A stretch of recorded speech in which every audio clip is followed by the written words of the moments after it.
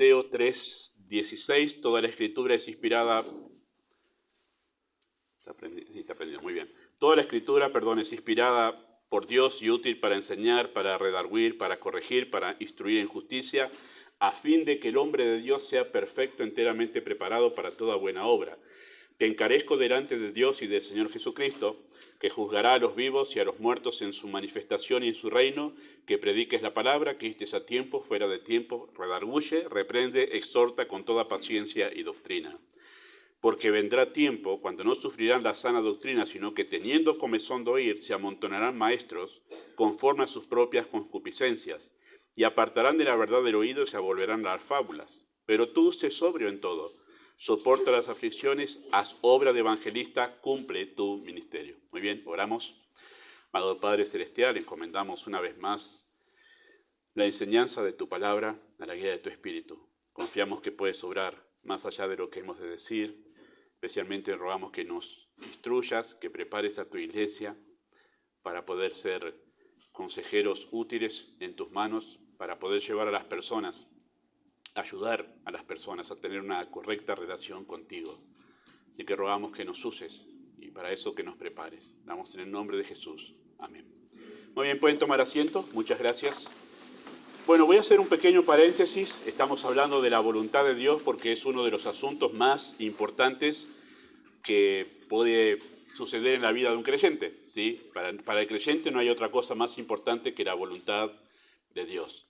Bueno, vamos a hacer un paréntesis porque la semana pasada había hecho un acento en las diferencias que hay entre la consejería bíblica y la consejería del mundo. Así comenzamos el estudio la semana pasada.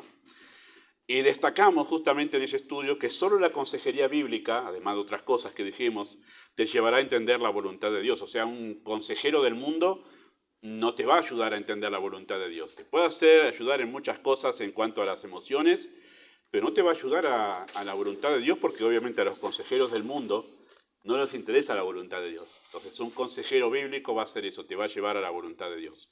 Bueno, surgió una conversación a raíz de esto en la semana, ¿sí?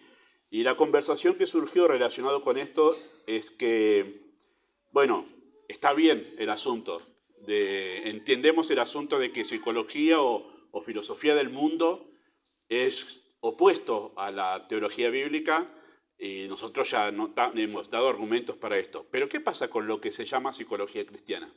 Y esa fue la pregunta en una conversación esta semana a raíz de esto. Bueno, a raíz de eso es que me vinieron muchos pensamientos relacionados con eso y me pareció necesario hacer un acento sobre esto, ¿sí? A raíz de esa conversación y hablar de eso también. ¿Qué de aquello que se llama hoy en día psicología cristiana? ¿Sí? ¿Existe tal cosa en la Biblia como psicología cristiana? ¿Sí? ¿Es un recurso alternativo y válido a la consejería bíblica que nosotros estamos hablando? ¿Es algo que podemos fusionar, psicología con teología? ¿Es algo que podemos fusionar y poder utilizarlo? ¿Sí? ¿Es aprobado por la Biblia? Bueno, esto me gustaría responder en esta tarde para poder hacer un paréntesis y avanzar. Me parece que es algún punto que no he considerado en realidad poder hablarlo, pero a raíz de una conversación me pareció interesante poder hacer un acento sobre esto. ¿Sí? Bueno, vamos a responder eso, si lo que se llama hoy en día psicología cristiana, que es usado en muchas iglesias, sí, lo es usado muy comúnmente en muchas iglesias, y más pastores lo usan y personas que nosotros decimos son creyentes verdaderos, son creyentes sinceros y que tienen una buena intención, también lo utilizan. Y ustedes ya me van notando que por mi preámbulo estoy en contra de eso, bíblicamente hablando estoy en contra de eso, pero me gustaría responder, me gustaría dar una postura bíblica para esto, ¿sí? Vamos a tener en cuenta, primero, para dar una respuesta sobre esto, en cuanto al hecho de que los estudios facultativos, ¿sí?, en psicología, toman su fundamento de los pensadores que rechazaron el Evangelio o que rechazan el Evangelio cristiano, rechazaron el Evangelio cristiano. Digo porque los fundadores de lo que hoy llamamos psicología en el mundo, ellos ya murieron, ellos son del siglo XVII, ¿sí? Perdón, XVIII, ahí está. Pero todos ellos, los más conocidos que sembraron el fundamento de lo que hoy se enseña en las facultades, bueno, todos ellos aborrecían el cristianismo, ¿sí? Todos ellos eran opuestos a Dios, además confesos aborrecedores del cristianismo. Así que debemos partir de esa base, ¿sí? Toman su fundamento, la psicología del mundo, de justamente ese tipo de pensadores, ¿sí? Esto por sí solo ya debería ser debe hacernos pensar seriamente en llamar a ese tipo de fusión de la psicología que tiene estos fundamentos con la teología, ya debe hacernos pensar seriamente de llamar ese tipo de función cristiano, ¿sí? Porque estamos fusionando teología bíblica con el pensamiento de personas que aborrecían el cristianismo. Entonces, ya eso nos debe hacer pensar seriamente de llamar a eso cristiano, psicología cristiana, porque personas que odian el cristianismo, ¿cómo podemos decirle cristianos, verdad? Entonces, eso es algo muy tajante, muy directo para poder empezar a tomar una postura sobre eso, ¿sí? Y el cristianismo, queridos hermanos, toma su fundamento de la revelación que Dios dio a hombres santos, como hemos enseñado en 2 de Pedro capítulo 1, ¿verdad? Dios reveló a hombres santos la Escritura. Entonces, mientras la psicología que se enseña en las facultades toma su fundamento de hombres que aborrecían el Evangelio, la revelación de la Escritura que nosotros creemos toma su fundamento de la revelación que Dios dio a hombres santos. Y ahí hay una gran diferencia en cuanto a lo esencial, que es el fundamento, ¿sí? O sea, ¿cómo podemos fusionar esas dos cosas? Son irreconciliables, ¿verdad? Eso es lo primero que tenemos que ver nosotros, ¿sí? O sea, partimos de bases diferentes. La teología y lo que se enseña en la facultad sobre psicología parten de bases muy diferentes. Debemos tener en cuenta también que su doctrina, lo que se enseña en la facultad sobre psicología, su doctrina de antropología, tiene una concepción muy diferente, no solo de la naturaleza humana, sino también de la problemática humana, ¿sí? O sea, cómo ellos conciben y ven al ser humano es muy diferente de lo que la teología bíblica ve al ser humano, ¿sí? Además, teniendo en cuenta que en la psicología difícilmente se hable del alma. Se habla más de cuestiones neuronales, de cuestiones biológicas, pero raramente se hable acerca del alma, y creo que muchos de ellos ni siquiera creen en la existencia del alma. Cuando la Biblia concibe al ser humano, lo concibe tripartito: cuerpo, espíritu y alma. Entonces concibe que hay algo más en el ser humano que una cuestión biológica. Entonces, es medio difícil reconciliar esto, ¿verdad? El hecho de que haya una postura diferente sobre cómo funciona el ser humano, ¿sí? Y además, porque ellos tienen una concepción diferente acerca de cuál es la problemática humana, dónde radica el problema humano, ¿sí?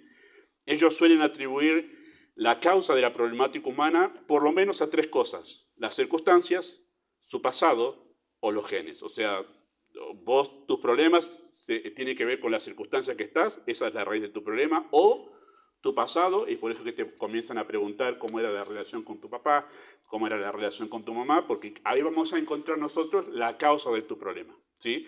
O si no, una cuestión genética, ¿sí? Tiene que ver con una cuestión biológica. Pero nunca van a ir a decir que el problema es tu corazón, el pecado. Y ahí hay otras de las diferencias difícilmente reconciliables, ¿sí? Queridos hermanos, la Biblia habla del alma, del espíritu y de una voluntad dominada por un principio llamado el pecado. Y eso no lo van a enseñar en la facultad, ¿sí? Hay una concepción diferente de la antropología, ¿sí? Algunas conductas incluso pecaminosas en la psicología del mundo, ¿sí? Porque ahí es donde se preparan las personas que después quieren fusionar psicología con teología, ¿sí? Y la llaman psicología cristiana. Bueno, algunas conductas pecaminosas son llamadas enfermedades. Y es así, nosotros lo podemos comprobar fácilmente, incluso como se suelen tratar incluso a los chicos hoy en día en la escuela con psicología, se los diagnostican muchas de sus conductas como enfermedades, y como son enfermedades se las medican, ¿sí? Creo que está de moda, un poco de moda, lo que más se escucha de chicos que no pueden controlarlos, ¿cómo lo saben de memoria? Muy bien, es así.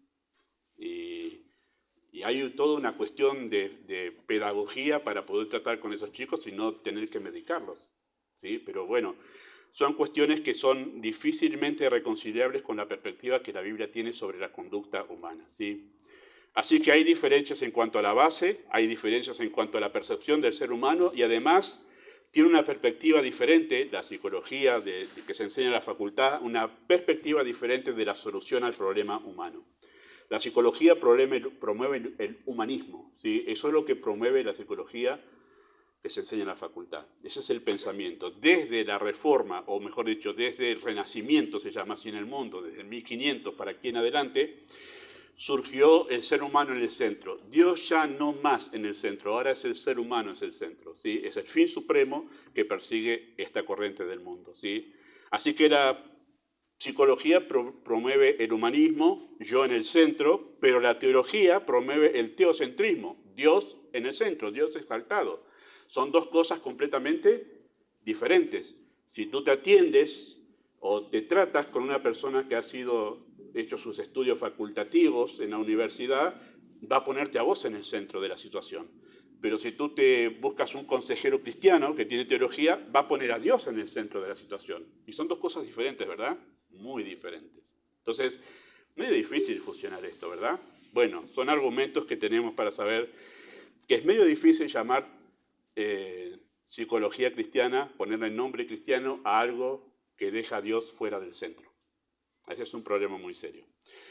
Ahora, debemos aclarar esto, y quiero aclararlo con ustedes, ¿sí? Que la Biblia no es un tratado de ciencia, ¿sí? La Biblia no es un tratado de ciencia, aunque la Biblia contiene datos científicos precisos, ¿sí? Cuando ustedes van a la Biblia van a encontrar datos científicos precisos, pero la Biblia no se encarga de hablar acerca de ciencia, no fue escrito para poder explicar la ciencia, ¿sí?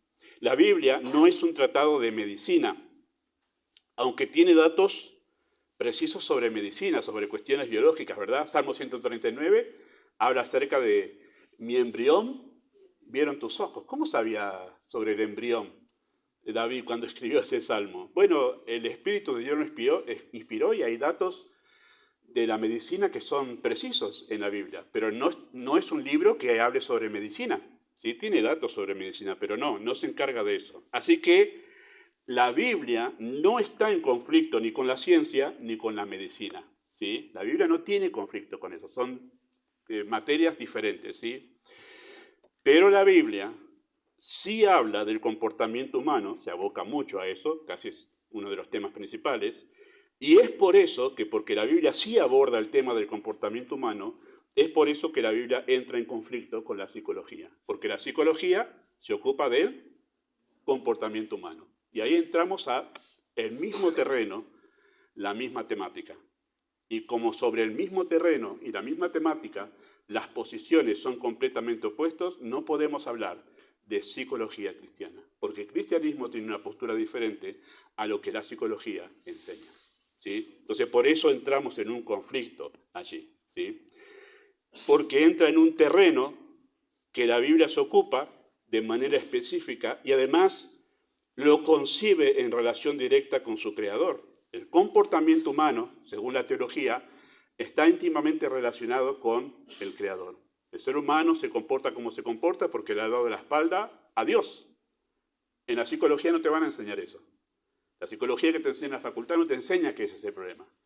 Como ya dijimos, es la sociedad, son tus padres, son tus genes, pero en ningún momento te van a llevar a decir es porque vos estás en rebeldía con tu creador. Entonces hay dos concepciones muy diferentes allí que nosotros debemos tener en cuenta porque el cristianismo aboga por otra cosa muy diferente. Ahora recordemos, queridos hermanos, que el asunto en cuestión es si es aceptable teológicamente la definición psicología cristiana. Bueno, la respuesta ya la he repetido, la respuesta es no.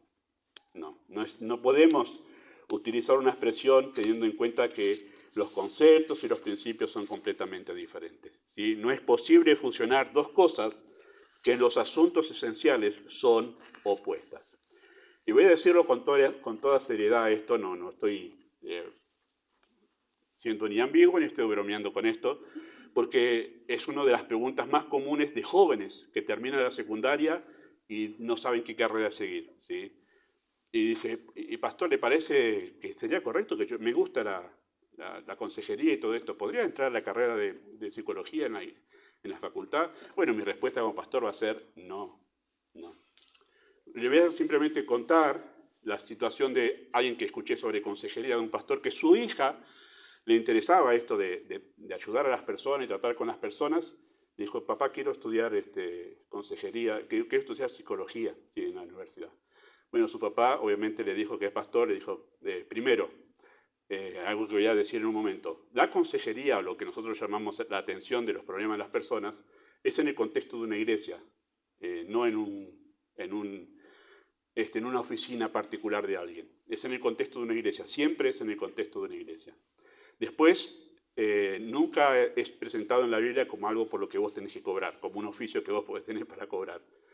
Y después le dijo claramente, prefiero que estudies teología antes que estudies psicología. Bueno, le orientó a su hija para entender que no había beneficio. Después hay algunos de ustedes que conocen a un pastor de España llamado David Barceló. A varios lo conocen acá, ¿verdad? David Barceló es un conocido predicador de nuestros tiempos. Él, siendo creyente, entró a la universidad e hizo su carrera en psicología, siendo creyente. Mientras estaba haciendo la carrera de psicología en la facultad, se comenzó a dar cuenta que todo lo que se enseñaba iba en contra de su teología.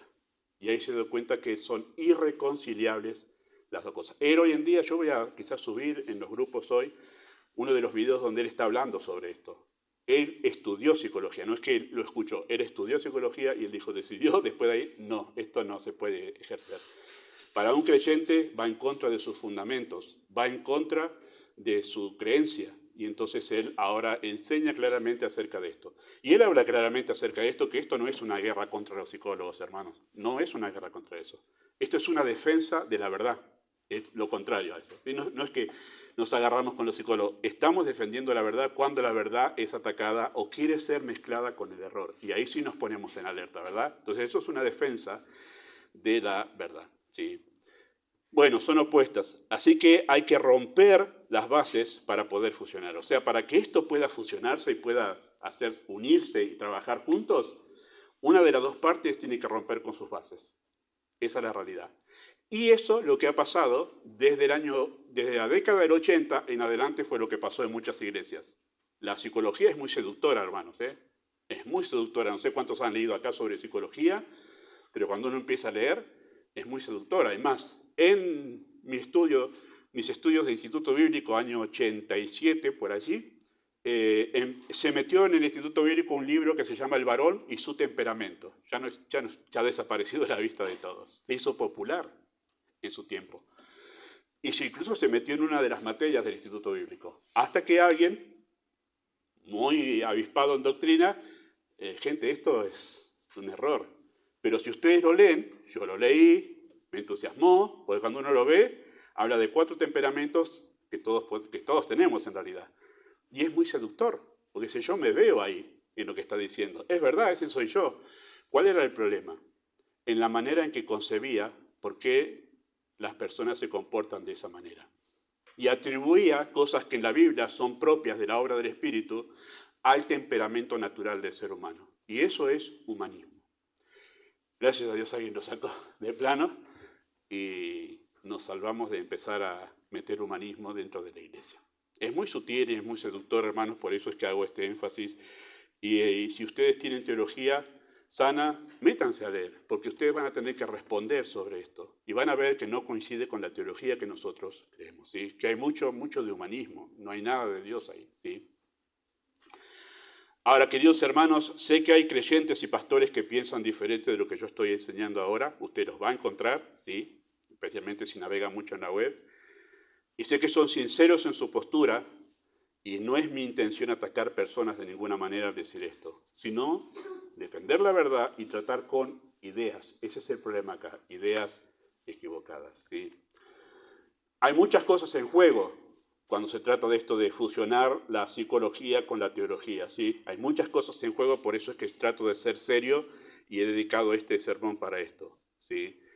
Hay muchas cosas en juego como para no ser estrictos y precisos en este asunto. ¿Qué cosas? La salvación, la gloria de Dios, la autoridad de las Escrituras, el ministerio de la Iglesia, nuestra fe y otras cosas más importantes que podríamos mencionar, que cuando nosotros queremos fusionar psicología con teología, empezamos a diluir varias de esas cosas que son las bases de nuestra fe, de nuestra creencia. Se empiezan a diluir y obviamente nuestra iglesia se transformará en una iglesia humanista y no teocéntrica. ¿Sí? Ese es un problema muy serio. Nosotros deberíamos preguntarnos, queridos hermanos, cuando pensamos en eso o se nos acerca alguna persona con esa idea, deberíamos preguntarnos, ¿qué haría Cristo o los apóstoles con la psicología hoy en día? Porque en ese tiempo no estaba ni Freud, ni Lacan, ni los pensadores que fundaron la psicología hace como 200 años. Y uno dice, bueno, pero en ese tiempo no sabemos qué haría porque no estaban. Capaz que la utilizaban, algunos dirían. ¿Qué haría Cristo o los apóstoles con la psicología? Bueno, quizás digas eso, que no existía en su tiempo, y es cierto, no existía en su tiempo, pero sí en el tiempo de Cristo y de los apóstoles existían pensadores griegos que proponían desde su filosofía una solución al problema humano. Sí que existían pensadores sobre el comportamiento humano. Y muchos de los pensadores griegos del tiempo de los apóstoles y del tiempo de Cristo ya tenían las bases de Platón y de Aristóteles, de todos los pensadores griegos que hoy en día son tan promocionados y de los cuales también se toma mucha base. Así que sí había pensamientos diferentes en cuanto al comportamiento humano, aparte de la teología bíblica, con los que la Iglesia tenía que confrontar en su tiempo cuando la Iglesia fue fundada. Así que sí había en ese tiempo todo este tipo de tendencias, ¿sí? Es más, el lema que hoy en día es tan popular, en todo lo que hagas busca tu felicidad. ¿No lo han escuchado? Sí. Ese pensamiento, ese lema como propósito de la vida y como fin de la vida, en realidad nace del pensamiento de los filósofos griegos. Los filósofos griegos han dado origen, mejor dicho, a lo que se llama el hedonismo. El hedonismo es la búsqueda del placer como el fin último de la vida. Todo lo que te cause placer, todo lo que te haga sentir bien, busca eso, y todo lo que te cause dolor o aflicción, recházalo. Eso se llama hedonismo. Ese pensamiento griego, que era el que propagaban los pensadores que invadieron la iglesia de Corinto, que es lo que estamos viendo, ahora volvemos a eso, que la carta de Juan está escrita justamente para confrontar justamente a todos esos pensadores que estaban queriendo meterse en la iglesia. Entonces, había toda una corriente de pensamiento que quería meterse en las iglesias y hacer la fusión con teología y pensamientos de la filosofía griega. Así que sí lo había en sus tiempos. Así que nosotros sí podemos saber qué hubiesen hecho los apóstoles y Cristo con la psicología si ellos viviesen en este tiempo, ¿sí? Los cristianos del primer siglo tuvieron que luchar contra las filosofías griegas que hacían fuerza para tomar lugar en la iglesia. Si los apóstoles vivieran en nuestro tiempo, sus advertencias serían contra la psicología que exalta al hombre y desplaza la suficiencia de las Escrituras. Si la carta que escribió Pablo a los Corintios, donde claramente les dijo la sabiduría de Dios en lugar de la sabiduría de los hombres, escribiría quizás carta a la iglesia de Lavallol, a los hermanos, a los santos, a los escogidos de la iglesia en Lavallol. Y les hablaría aquí, no de los filósofos griegos que ya no están en moda hoy en día. ¿De quién les hablaría? De todos estos problemas de psicología.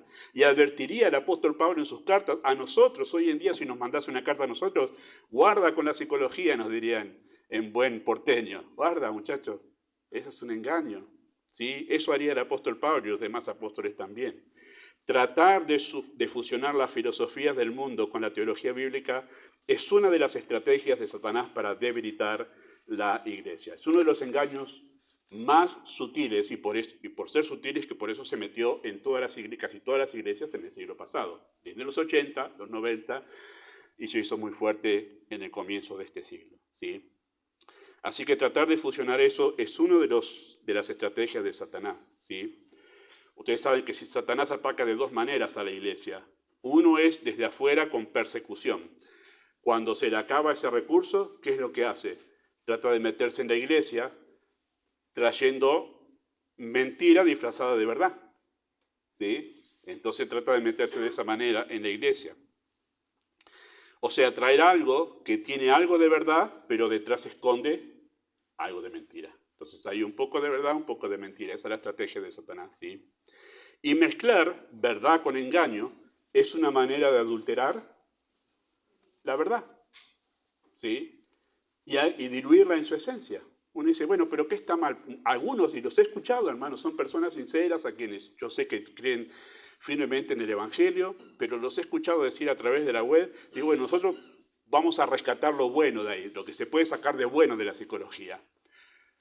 Lo que me extraña a mí sobre eso, sobre ese pensamiento, es, ¿no es suficiente la Escritura?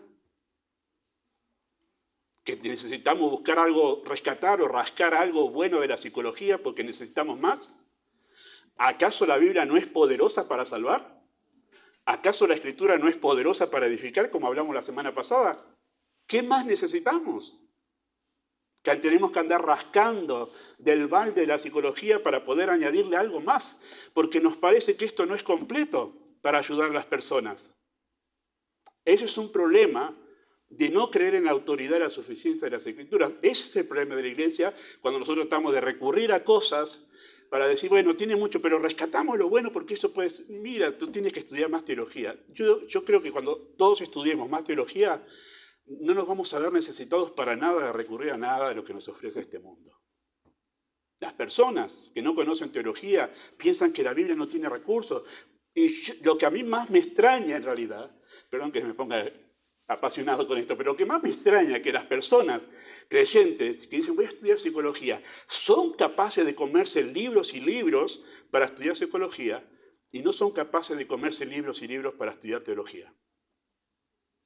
Y por eso es que piensan que en la Biblia no hay recursos para ayudar a las personas, porque no son capaces de leerse libros y libros para estudiar teología. Si hiciesen eso, se darían cuenta que no precisan nada más. Nada más. Es más, voy a decirles, ¿por qué los apóstoles y Cristo no recurrían a nada de eso? Porque la Escritura era suficiente. Y con eso llenaron el Imperio Romano, el mundo conocido, del Evangelio y transformaron todo un continente sin psicología, sino con la palabra de Dios. O sea, si queremos una evidencia empírica de que la Biblia es suficiente, vaya a ver la historia. Cómo cambió toda Europa de ser tribus, de personas que andaban semidesnudas y de ahí salieron en 100 años de cristianismo, hermanos. Se formaron personas civilizadas primero, pensadores, personas del arte, de la ciencia. ¿Quién hizo eso? El Evangelio, transformando las personas. Claro, el mundo da el crédito a todo lo que se llamó como el Renacimiento, pero en realidad fue la Reforma que le dio una nueva perspectiva al trabajo, al estudio, a la preparación, a la excelencia como ser humano. Eso hizo la Reforma. Con el Evangelio, con Biblia. Y no hacía falta otra cosa más. Entonces nosotros tenemos que tener mucho cuidado con ponerle el mote de cristiano a cosas que son anticristianas, ¿sí? En su esencia, ¿sí? Uno de los argumentos a favor de la fusión entre psicología y teología es que las terapias de la psicología me hace bien a mí. Yo fui, me hace bien. ¿Y a quién no le hace bien, hermanos, ir a hablar con alguien que te escuche y que vos puedas descargarte? ¿No te hace bien? Claro, es raro que no te haga bien. Claro que te hace bien. Te hace sentir mejor. Tiene algún tipo de resultado positivo eso. Y claro, como ir a hablar con un amigo que vos puedas descargarte y que te ayude a pensar un poquito mejor. Queridos hermanos, sabemos que la psicología en el terreno de la pedagogía, en los deportes o en la esfera empresarial, puede resultar práctica y útil. Y eso no lo negamos, ¿verdad? Porque se trata en realidad de analizar a una persona y ver cuál es su comportamiento, su respuesta, ¿sí? Ante ciertas situaciones. En esas esferas y esas áreas, por lo menos yo no veo que haya ningún problema con que pueda ser usado para examinar a alguien, para tomarlo para un trabajo, ¿sí? Pero cuando se trata de la salvación y de la santificación, que ese es nuestro terreno, no tiene valor alguno y trae más perjuicio que beneficio, difícilmente irá a la raíz del problema humano, que es justamente su pecado. ¿Qué psicólogo le dirá a alguien que realmente tiene conflicto en su matrimonio que tu problema es que sos muy egoísta? ¿Quién le va a decir eso? La Biblia sí te lo va a decir. Tu problema es mucho egoísmo. Estás tan centrado en vos, siempre sos vos, siempre se trata de vos. ¿Qué psicólogo te va a decir eso? Capaz lo hay, algún valiente por ahí. Pero la Biblia sí te va a decir, el problema sos vos. Otros te van a decir, no, el problema es tu entorno. No, separate, tomate un tiempito para vos. Necesitas más aire. No, tu problema es que estás siempre centrado en vos o tu orgullo, ¿sí? Queridos hermanos, también debemos decir que hay asuntos que requieren de la psiquiatría, diferente de la psicología, ¿sí? Cuando el problema de conducta se debe a cuestiones biológicas. Y con eso no tenemos ningún problema. Cuando está claro que la persona tiene un comportamiento extraño porque es una cuestión biológica, ¿sí? Algo está funcionando mal en su biología, ya sea en sus neuronas o en algún otro aspecto de su biología, bueno, la psiquiatría no hay ningún problema con eso, ¿sí? Mientras se trate de problemas, porque hay personas, y lo hemos mencionado al comienzo de este estudio, hay personas que tienen problemas de comportamiento, pero tienen un problema biológico, ¿sí? Bueno, ahí no hay ningún problema con esto. Ahora, debemos afirmar, queridos hermanos, algunas verdades sólidas a raíz de lo que se me charló esta semana, ¿verdad? Primero, la autoridad y la suficiencia de las Escrituras. Por eso volví a ese texto de Timoteo. El texto dice 3, 16 y 17. Toda la Escritura, Antiguo y Nuevo Testamento, es inspirada por Dios, respirada por Dios. Eso le da autoridad a este libro. Eso le da autoridad a este libro. Este no es palabra de hombres. En el mundo están acostumbrados a decir, no, pero eso no es palabra de Dios, eso lo escribieron los hombres.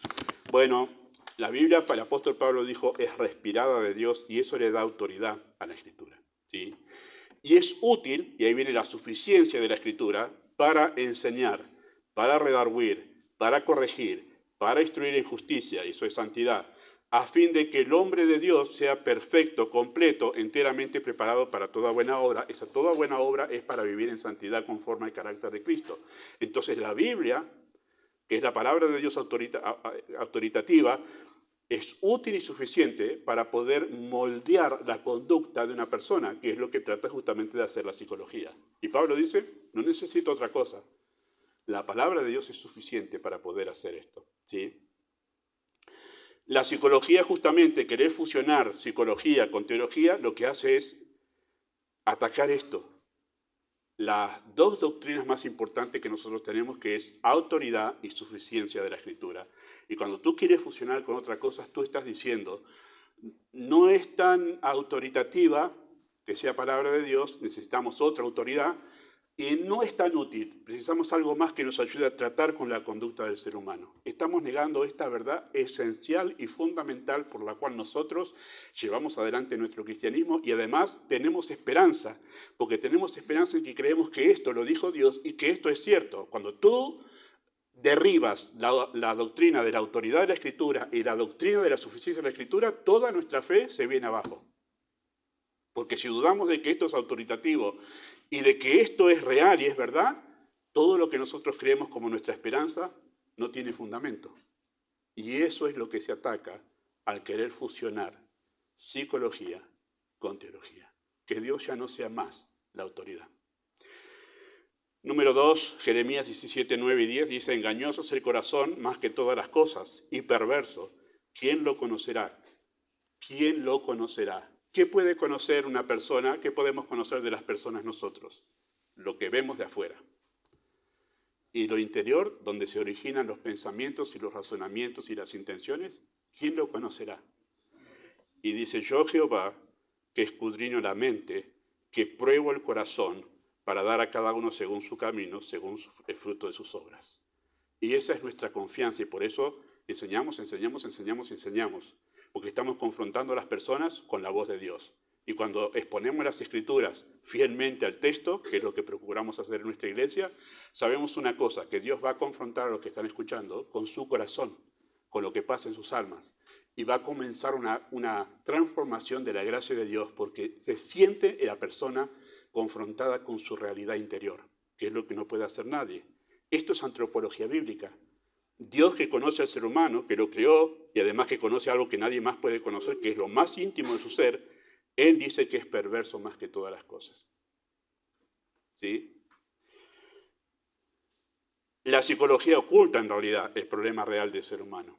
Bueno, un texto que ustedes conocen muy bien, Salmo 139, 1 al 6. Oh Jehová, tú me has examinado y conocido. Tú has conocido mi sentarme y mi levantarme. Has entendido desde lejos mis pensamientos. Has escudriñado mi andar y mi reposo. Y todos mis caminos te son conocidos. No está la palabra en mi lengua, y aquí, oh Jehová, tú la sabes toda. Detrás y delante me rodeaste, sobre mí pusiste tu mano. Tal conocimiento es demasiado maravilloso para mí, alto es, no lo puedo comprender. Que alguien me conozca de esa manera, para mí es asombroso. Que pueda saber incluso cosas que yo todavía no hice, sepa ella que voy a hacerlas. La palabra no está en mi lengua y tú ya sabes lo que yo voy a decir. ¿Quién puede realmente hacer eso? Solamente Dios. Por eso, hermanos, cuando abrimos la Escritura estamos frente a esta realidad. La realidad de un ser superior, supremo, sobrenatural, que puede conocernos a nosotros como ninguna persona puede conocernos. La psicología, justamente, en la psicología se promueve como descubridora, ¿verdad?, de la conducta humana, pero siglos atrás, antes que Cristo viniese a este mundo, ya David escribía sobre que solamente Dios conoce al ser humano. Otra de las doctrinas que nosotros debemos tener en cuenta para no caer en este problema de psicología cristiana es la eclesiología bíblica, ¿sí?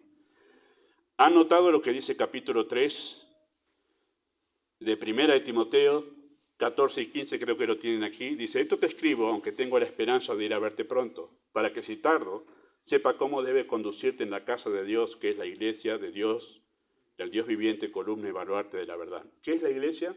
Columna y baluarte de la verdad. La iglesia custodia la verdad, ¿sí? Y segunda de Timoteo, que es el texto que tienen allí, 4, 1 y 2, dice así: te encarezco delante de Dios y del Señor Jesucristo, que juzgará a los vivos y a los muertos en su manifestación y en su reino, que prediques la palabra, que estés a tiempo y fuera de tiempo, redarguye, reprende, exhorta con toda paciencia y doctrina. Son palabras de Pablo a un pastor que está encargado de la obra de la iglesia, ¿sí? La iglesia custodia la verdad y los consejeros dependen exclusivamente de ella, ¿sí? De la verdad en el contexto de una iglesia local. Repito esto: la verdad en el contexto de una iglesia local. Así como se presenta la consejería bíblica, la verdad en el contexto de una iglesia local. La consejería sucede en el contexto de una iglesia local, bajo un liderazgo bíblico establecido y una membresía responsable. Y aquí es la razón por la cual les digo: la Biblia no promueve que yo me haga una carrera, me haga un experto en psicología, me ponga una placa en una oficina mía y ahí diga: precisa consejo, venga. Hermanos, esos en el mundo lo hacen, yo no estoy hablando de eso. Estoy hablando de lo que se habla de consejería bíblica. La consejería bíblica sucede en el contexto de una iglesia. Si bien cuando aconsejamos, lo hacemos de manera personal, pero en el contexto de una iglesia local. Es en el contexto de una iglesia local. Es más, sé que lo han hecho otros, pero yo no me atrevo de ninguna manera en nuestro canal de YouTube a agarrar y salir y grabarme y decir: bueno, el que precise consejo en Lavallol, vengan a mí. No. Andar aconsejando gente que no conozco y además que no viene a nuestra iglesia. Lo que haría es predicar el evangelio, obviamente, sí. Pero aconsejarle sobre su vida matrimonial a cualquiera. No es eso lo que la Biblia enseña. Es en el contexto de una iglesia local que da la consejería bíblica, ¿sí?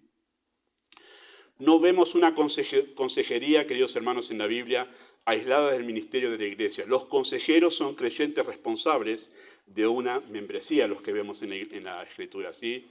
Si bien los problemas del creyente son individuales, tienen una implicancia con su iglesia porque él, el creyente, es parte de su cuerpo y por eso la consejería es en una iglesia local. Porque la vida del creyente está en relación íntima con su iglesia. No puede ser aconsejado fuera del contexto de su iglesia porque él es miembro de la iglesia.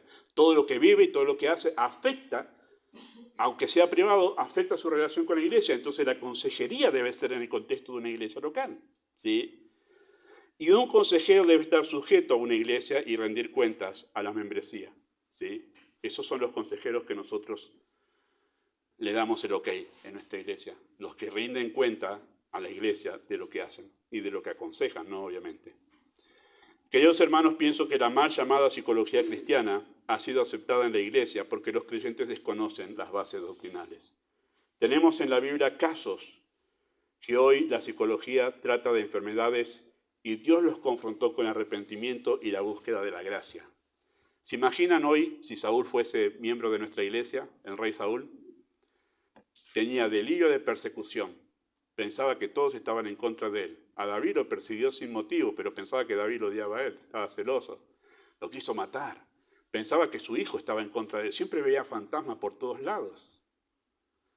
Y hoy tendría un diagnóstico y seguramente estaría medicado Saúl, ¿verdad?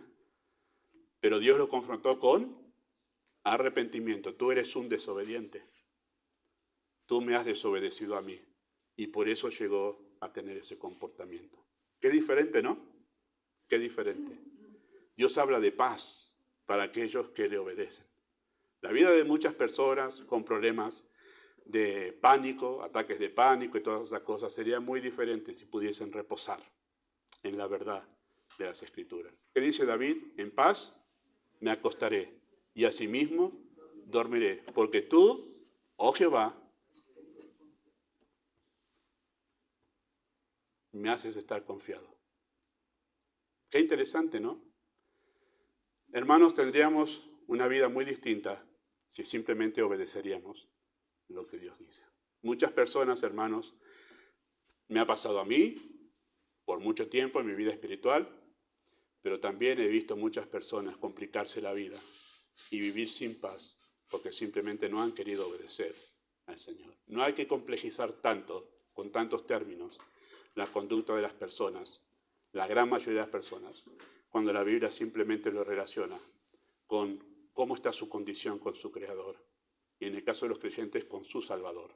Ahí está la clave, ahí está la clave. Amado Dios, rogamos que tú utilices tu palabra, nos enseñes a través de ella, para que nuestras bases, las bases de nuestra creencia no sean movidas con facilidad, que estemos aferrados a ella, que la miremos como una antorcha que alumbra en lugar oscuro. En medio de la oscuridad de este mundo, tantos pensamientos que traen confusión, la luz de las Escrituras se levanta como la verdad que trae paz al corazón. Y eso deseamos nosotros, ser columna y baluarte de la verdad aquí en este lugar. Pedimos tu bendición en nombre de Jesús. Amén. Muy bien, vamos a pasar al tiempo de oración como acostumbramos.